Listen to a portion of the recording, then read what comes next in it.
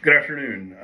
This is our first discussion video of the semester for this course. So we were tasked with doing some research on different dissertations or theses that may align with what our doctoral research could consist of. I'm still in the process of narrowing mine down and have not made even a final decision on which specific area of U.S. history I want to focus on.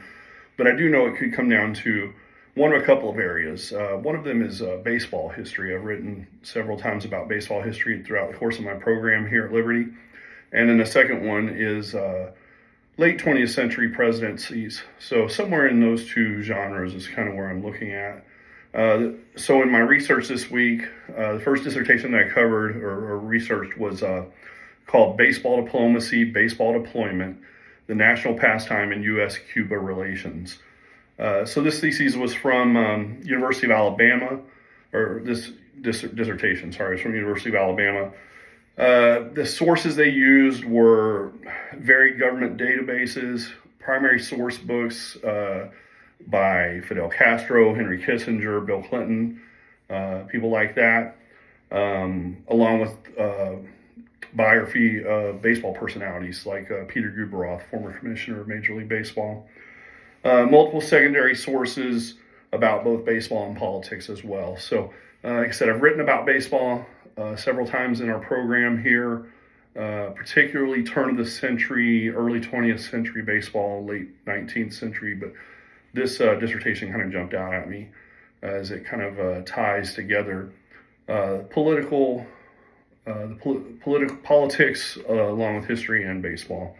The methodology used by the writer was just studying U.S.-Cuban relations, and then also Cold War history played quite a bit into this, along with baseball history. The content of the dissertation was the exporting of baseball to Cuba in the late 19th century, along with some pre-revolutionary baseball history in Cuba, with Cuba serving sort of as a farm system or a minor league of sorts for Major League Baseball prior to the Cuban Revolution. Also covered interactions between the U.S. and Cuba during the Cold War, vis-a-vis politics and baseball being intertwined together, and then a little bit of the thawing of the relationship between Cuba and the United States, depending on who's been in office in the White House, along with movement of some Cuban baseball players to the United States, not by way of defection, but by way of agreements between the Cuban government and Major League Baseball. Conclusion that the dissertation reached was that one weapon used by the U.S. in helping thaw the Cold War between the United States and the Soviet Union, with Cuba being kind of a side note in all of that, was baseball in Cuba at the time. So that's the first dissertation that I covered this week. Second one had to do with the Reagan presidency and the conservative movement in the late 20th century. It was from Florida Gulf Coast University. It was entitled From Defeat to Triumph, the Goldwater-Reagan Relationship and the Conservative Movement from 1964 to 1988. Sources that were used for this one were primary sources about Reagan and Goldwater, secondary sources from newspaper articles and journal articles concerning the conservative movement in the 60s, 70s, and 80s, the Reagan presidency, Goldwater's run at the presidency in the 60s. The methodology they used was studying Cold War history, studying the conservative movement in the 60s, 70s, and 80s. The content examines the impact that Goldwater and Reagan had on the conservative movement, and it re-examines the Goldwater legacy by also takes a closer look at the Cold War, into the Cold War, and the Reagan's second term in office.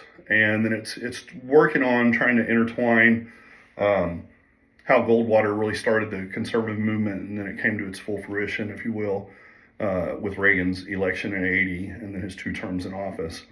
The conclusions that the writer reached were that the Goldwater legacy led to the rise of the Reagan Revolution, and that the demonizing of Goldwater's brand of conservatism by so many others has been wrong, and that there's not enough written about Goldwater outside of that approach. So they're looking to kind of reassess his legacy, if you will. And then also that the Reagan Revolution was basically an evolution of Goldwater's brand of conservatism. So those are the things I covered this week, and I look forward to the next one of these.